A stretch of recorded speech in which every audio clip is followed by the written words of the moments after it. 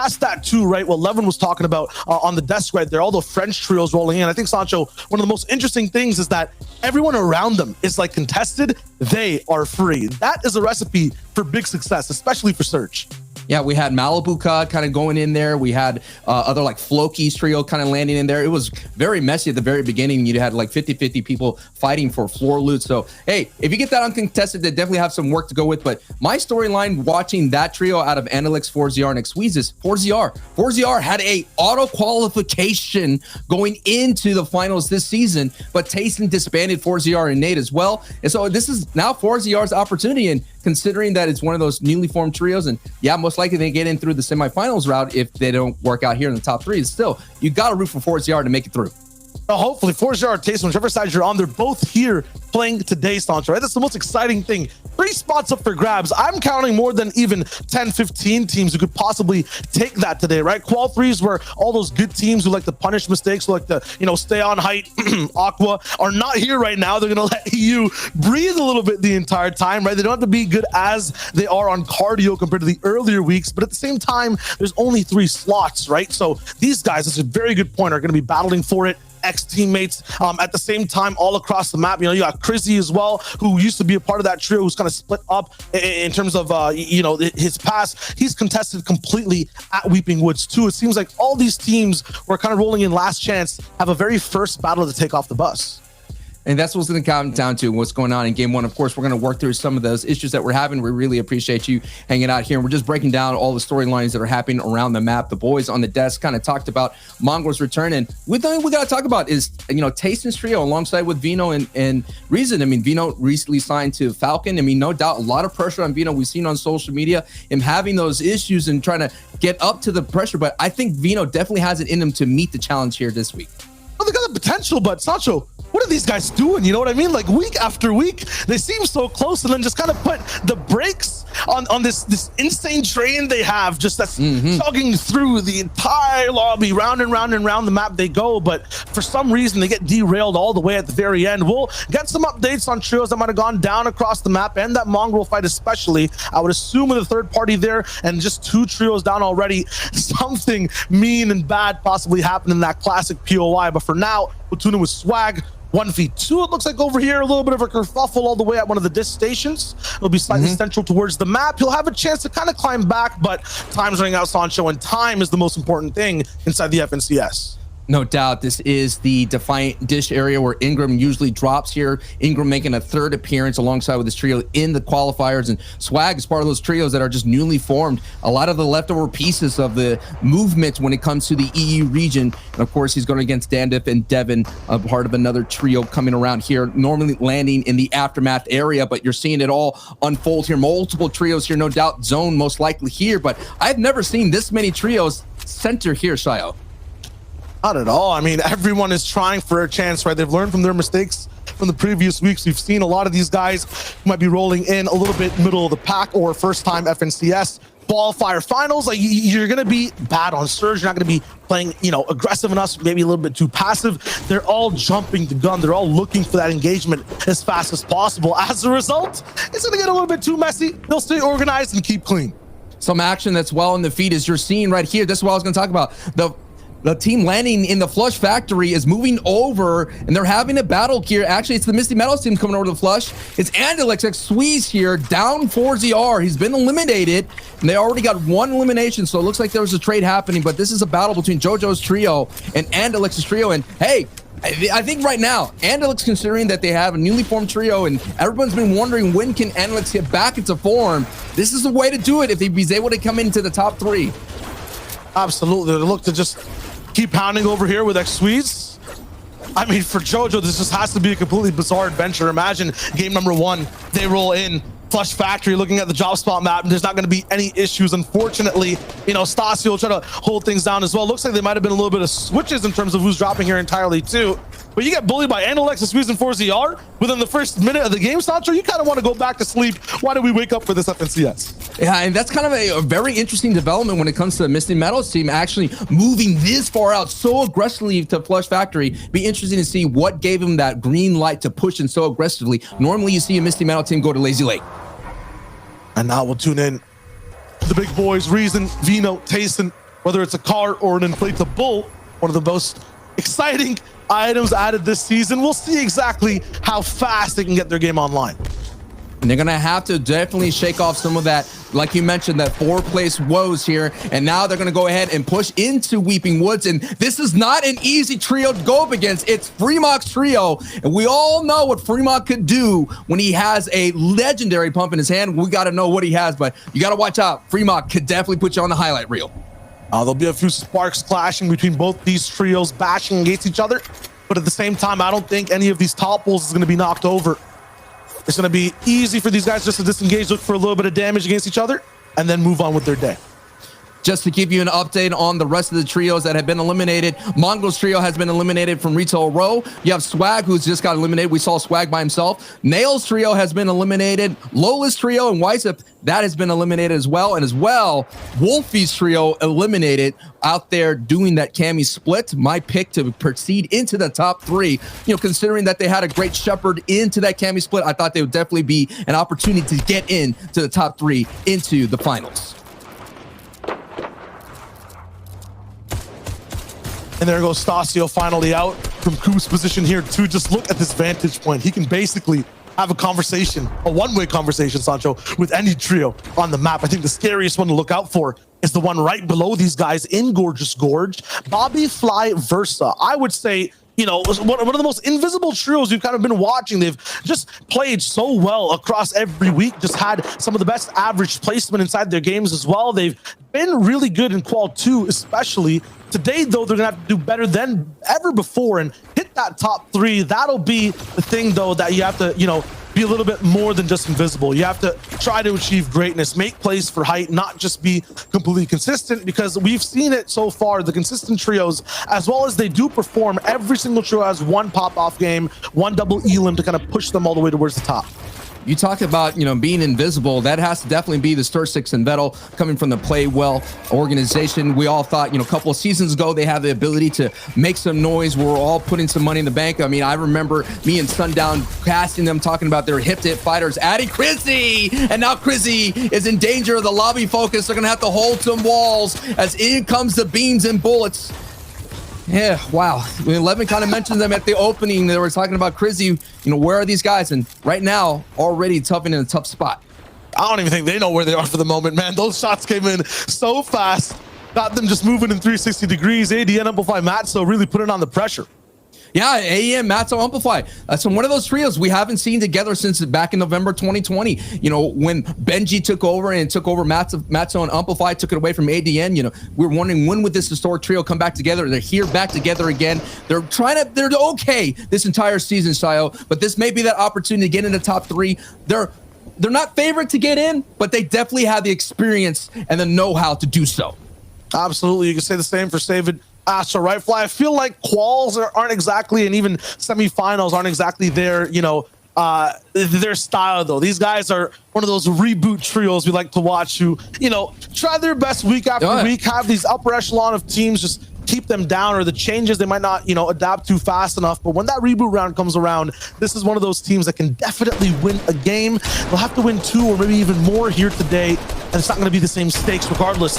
Big fights all across the map. DKS up against another fight once again. Fast Roki's here with Void. They were chilling in a base, but it seems like Surge has got to make these Gophers come out of their holes and look for some damage. Look to see how the entire Sun is looking for the moment on the field, and boom, a big tack shotgun on the DKS. He does escape, but at the same time replies back with a shot of his own. Void is reacting perfectly to every single angle available to him, and as a result, these guys clean up the fight.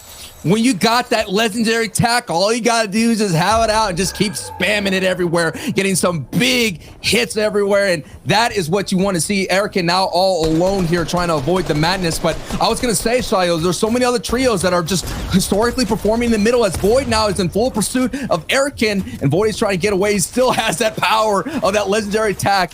But yeah, what I've been seeing is so many trios in the middle of the pack. They do have that opportunity to get in the top 3. They have the history, they have the background that are always in the finals, and Void, Fast Roki, and Karma are one of those trios as well.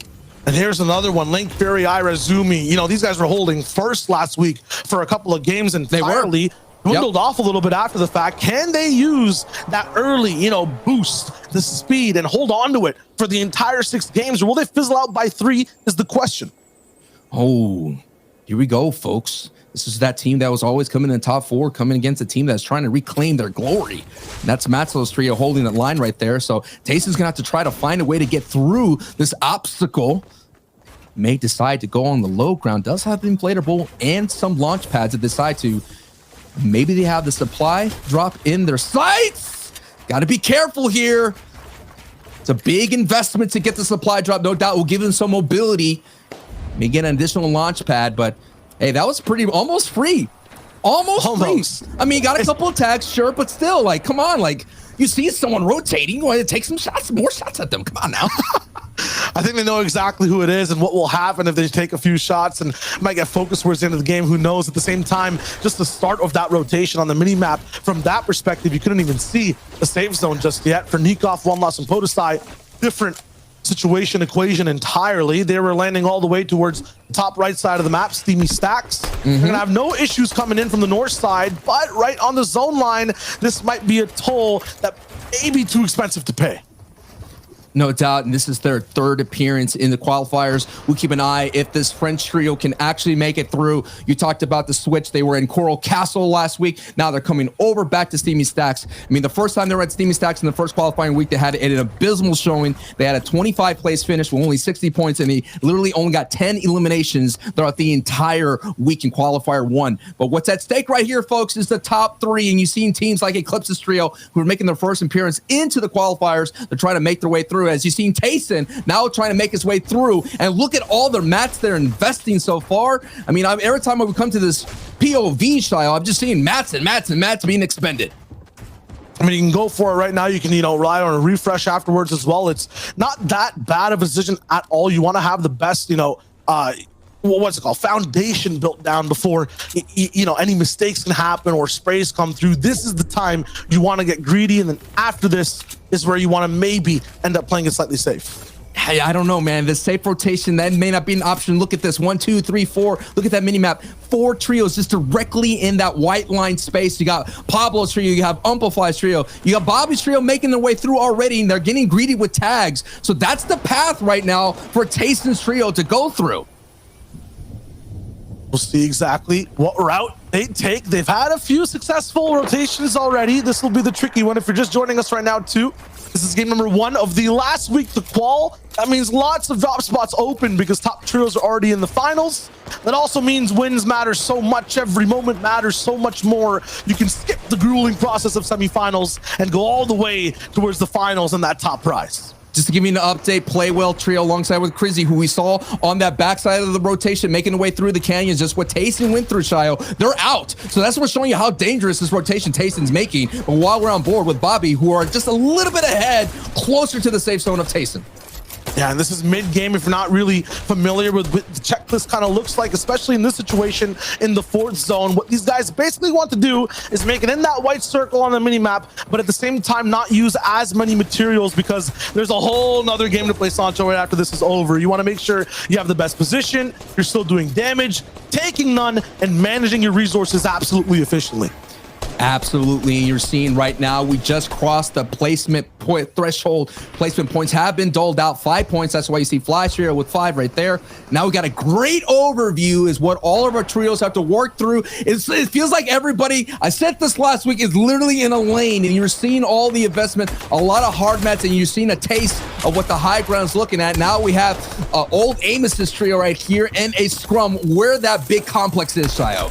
Yeah, and this huge complex. I like the fact that you mentioned high ground as well. The higher you are right now in these boxes, the more control you kind of have over what you can see, what you can do. You can force people to move before you as well. So trios like Save It looking so good. Every time Old looks up right now, every name you see is in a much better spot than they are. They're down low, Sancho, way beneath that poverty line of success, at least in this zone for the moment. And they're having lots of trouble inside the economy of the materials. It's getting deleted over and over. They're getting spammed now. Backside to a wall they can't even build on. This is dangerous. No doubt, and Juan Los's trio has been eliminated. You've seen Fremont getting knocked in the feet and eliminated, but you're right here. So much is being expended to put up this defense to avoid the lobby focus, and now Zone 5, the half in and half out, has been revealed.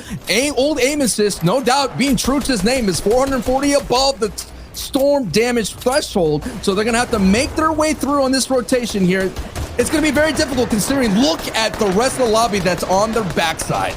Yeah, look at how the wealthy thrive. Irazumi Fury just looking for any shots possible, and MXR below them. Even Xenolith right now, his HP so low. Not used to seeing that, but it's Storm Surge that's raining down lightning from above, giving them the trouble. That mechanic, if you're not doing enough damage, you start taking damage from the server. It's meant to get players active, and right now, Tayson is only 57 above Sancho. They need more. Yeah, no doubt. They need more, and they're on the hunt, and they know they're seeing the purple lightning strike down. That's going to give them a big target. And now you're seeing Vino and Tayson trying to barrel stuff their way through, trying to wall replace as much as possible. Reason now on the front side of this attack. He's getting some shots here. Down goes another opponent there. That's Monkey getting knocked from Vino, and Zeno is getting eliminated. You talked about when you got that pressure coming from up above, Shiloh, but you cannot forget the pressure from the players in the lobby as well. And take a look at that. All the trios are making their way through. There's about 6 or 7 trios not in the safe zone. Yeah, time to get all the way towards the safe station of the zone. So many, you're right, Sancho, aren't in just yet, and people are dropping like flies. Bloomy knocked down. Eric now finally succumbs to what looks like Trident on the right side of the feed right there. Now you see it from Fraction's POV. It is chaos in the mid ground. Everyone's looking for any opportunity to not only get a few search tags, but to claim their ground. There's not enough room, Sancho, for all these trios to live in this circle. You talked about that height. That's going to be a huge factor considering the mountainous area all around. Any kind of elevation, and look, it's going to go south off this elevation a little bit closer to Lazy Lake. So the people that are sitting on the high ground, like you mentioned, Save It, as Mosh is getting knocked in the feet. That is a trio that we're going to keep an eye on, is who is up there. The trios like Tayson's trio, as you're seeing here, they're picking up some huge eliminations on the backside of the storm. We got to see how they're going to navigate and make this rotation, because look, they've got max pull. Yeah, it's not even navigation. This is excavation, Sancho. Max pull, zone's kind of angling upwards, and every single trio, including Tayson, they're like underground right now. A launch pad can boost you all the way up. That's exactly what they'll do. Fourth place from last week, rolling in Versa right beside them. But right now, it's anyone's game. Blaster, Yaxo, Nakos, they have the best one. They have ultimate high ground. Talk about some old names in the region holding on to height as all the launch pads now contesting it. Save It trying to glide on through, trying to assess if he could take it. And as you're seeing on the front side ahead of the storm, it's Bobby's trio here. So Nakos, Blaster, Yasso, yes, they have the height, but they are behind the storm here. And all these gliding people can head on over and retake height as Nakos is trying to defend here. But this will be interesting. It's Putrick. Putrick here is on top contesting Nakos. And Putrick there is going to push down Nakos, Blaster, and Yaxo to a lower level. He's going to go try to play a little bit safe. The out of materials too, they invested so much, going to be inside height. It just has one more box left overall and is kind of split over from his teammates, but they'll be able to find him soon and possibly split Mats. Oh no, traffic jam in the way. They're not going to be able to find anything inside this. They have to break down again on this IQ. Big shots, Jules in front of him too, but he blocks himself with the backwards ramp. Another shot from Nakos, and he finally goes down. Too much pressure when you lose high ground. The high ground expended so many mats, and they went down into the chaos, fighting their way through as Amplify gets an elimination on Nakos. So that was Amplify greeting them, and here is Yaxo all by himself. Like I mentioned, an old name down from the World Cup days. Yaxo here trying to reclaim some glory here in Season 17. And now we're moving also all the way towards Gorgeous Gorge. It's going to get a little bit more rocky for all these trios. MXR taking big damage. Also note, so many people have built their own layers. It's tricky to survive. Sapphic has found no damage on any other trio, even after getting height. They're doing down almost a Storm Surge for the moment. We'll have to kind of bust into their minis and possibly even that Chuck Splash cannon. There are so many mats built out. So many people have skipped low ground, made their own layers. Height is so high. We don't usually see this, and there's no way this high ground trio can find any damage for the moment. Can you imagine if anyone like Bobby's trio would just look up and see height taking Storm Surge damage? That would have been an easier green light, but we'll go more on that story and focus on the low ground here with Tayson. Yeah, with a lack of influence on high ground, it all goes down to Tayson, who's controlling low. Another big shot. He dives back, 51 HP right now, but that siphon will come in. This is a masterclass right now, Sancho. Yeah, they're looking great. They're just above the low ground here, so they have the abilities to go down below, do some double edits. They're trying to protect that as well. You're seeing the cones come out here. They're not theirs, so they're doing their best to break it so they won't get double edited and pushed down themselves. They got their sights on iRez. iRez getting knocked for someone on the backside. Sorrento's getting that, and now you're seeing the rest of it. Safik still has height, though. No doubt, not a lot of damage, so no eliminations here. Let's see who has the advantage here on the low ground. You got Young Bob Trio. You have second from height. That is Andalex, and 4ZR are still at full strength, and I'm just waiting for that trio to take height. Yeah, on high ground right now. Lots of noise to actually take it in the 6th zone, but not enough action right now for these guys to actually suppress any trio below them. As a result, so many teams still left alive in the 9th. Yaxel finally going down. What a clutch of placement overall. Andalex finds Vino on low. That's huge, but at the moment, Amplify, Matzo, and ADN, they can't make their way through. Safik and Putrick, I think they've lost, one of their teammates on the side. No, Centric is still there. Fastroki, though, has gone down, and Void, 5 elims. This trio has 10, Sancho. They're popping off. That's huge. Last time they popped off, they got a victory out in 15 eliminations in the last game to close out the qualifiers in week 1. Though it gets closed out, but still a huge game with 42 points. Putrick and Safik here trying to close out Eclipse. It's a matter of moments here. This is game 1 here, the qualifiers 3, and it could go to Safik's way, who were last time we saw them here, they were holding on, but it's Andalex way on the low ground. Safik takes a lot of fall damage. Andalex gets an elimination here. Andalex trying to turn back the hands of time, and Andalex is going to do a 1v3. He has the advantage. He's cranking up the height. This is it. Can Andalex be able to close out and say not so fast to Putrick and Default here? Default with the chug cannon, and wow, there it is. They were able to hold on, and they themselves had 11 eliminations and Void, that amazing push from Andalex there. But what a great start to the day, Shayo.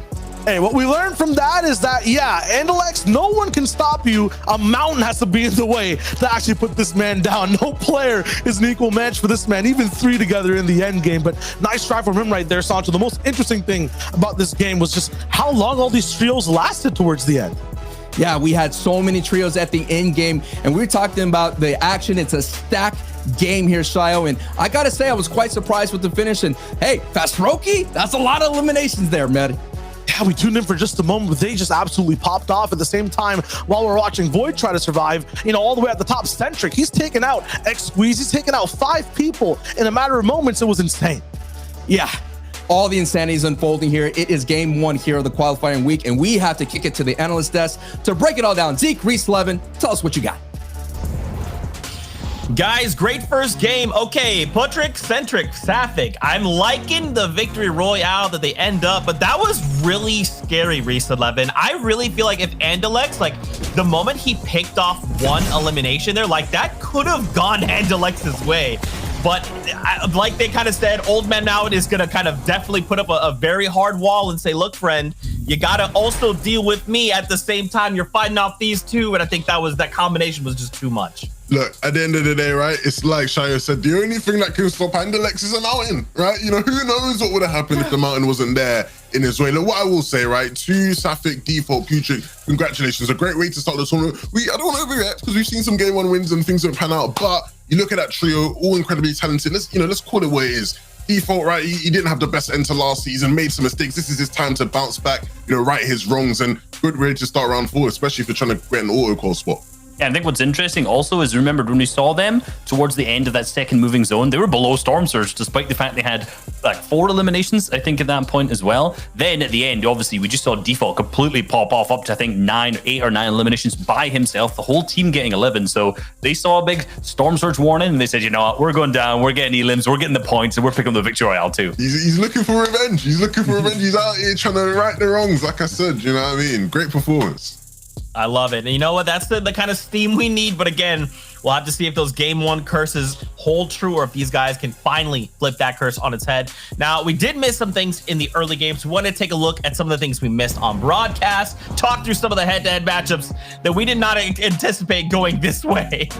Well, I'll be honest, right? I don't know what I'm watching. Wolfies. Look, Wolfies is one of the best to ever do it, but this is insane. He picks up a knock, right, with the vehicle, but then, a player jumps in his car and he's not able to handle it. Very odd stuff, very weird stuff there. Yeah, it's weird. They tried to claim a lot of the Cammy splits. So you can see him landing a solo over there down at the dish, right? Obviously, he was contested on, so he just dipped out, and it didn't end up working out. But another fight that didn't end up working out, Mongrel's team again, going up against Hatim's team. You can see the Mongrel's team actually had the advantage, right? They ended up picking up the majority of the eliminations while this first star, but you know what? Sometimes it doesn't always go that way when you're in a contested drop spot. Yeah, it was really unfortunate because this is obviously one of the big fights that we're looking forward to seeing playing out. Mongrel on social media expressing his frustrations of being contested at this. But at the end of the day, you're an unknown quantity, and being an unknown quantity means teams like this team here, Jules, Zico, and Sun, are going to come through and they're going to look to try to take advantage. Jules walked in, he got all 3 eliminations and just absolutely stomped, takes out the mighty Mongrel himself right there, and he looked for more, right? This is something that we have to watch out for over the course of today, whether these guys continue to third party this fight, because that row fight between those two teams is a long drawn out fight, and so that was an opportunity for them to sort of take advantage of it. And you can see they're in 7th place there, had a decent game. Safik though, Default and Putrick sitting there in 1st place, and the Lex Foolsy on its squeeze. Good to finally see them playing up to the standard.